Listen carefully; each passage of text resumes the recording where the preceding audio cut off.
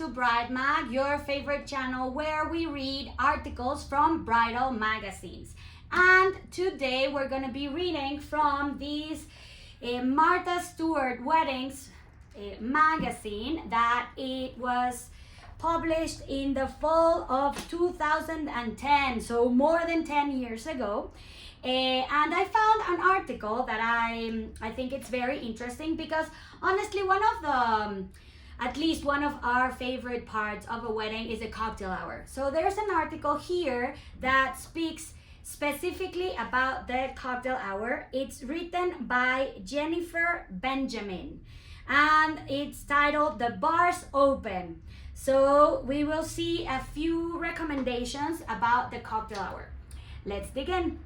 Food, music, drink, and the people you love, that's all you need to begin your festivities. Here, a budget-friendly, guest-focused guide to planning a truly happy hour.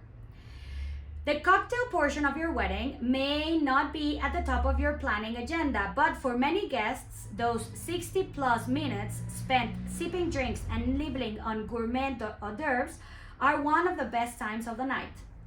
This hour sets the tone and warms guests up for your reception. It's also often in a laid-back setting, so you can get really creative being in different music or exotic cuisine and let your personalities come through. To kick off your celebration, follow this premiere to a wonderful cocktail hour. It includes easy tips from how to get the flow of your room right to how to choose the delicious bites and booze that your guests will love.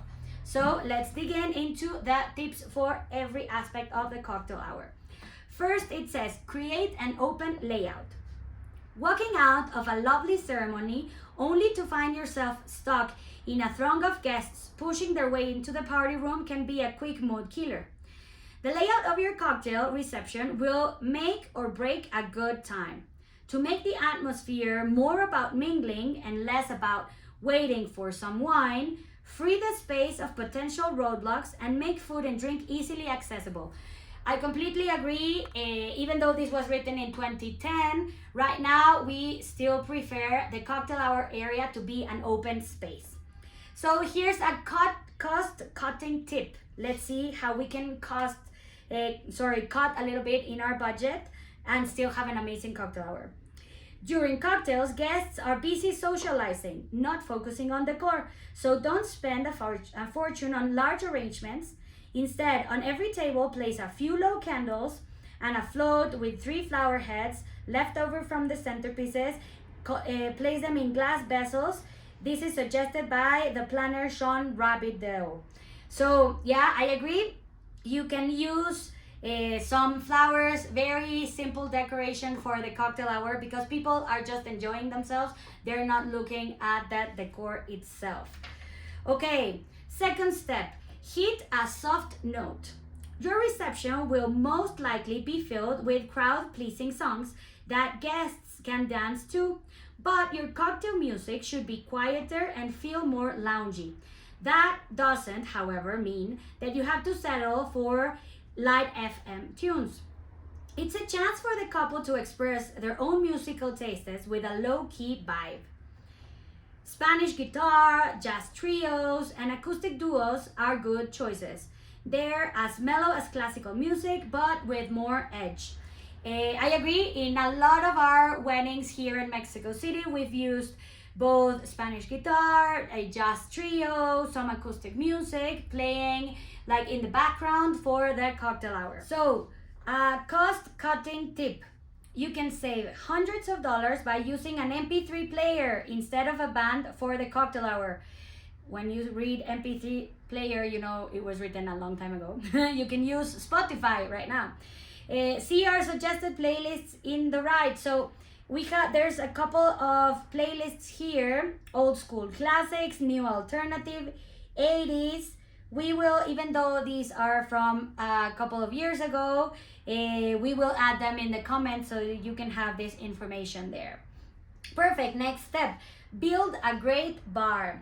After the ceremony, your guests will be ready to unwind and get their drink on.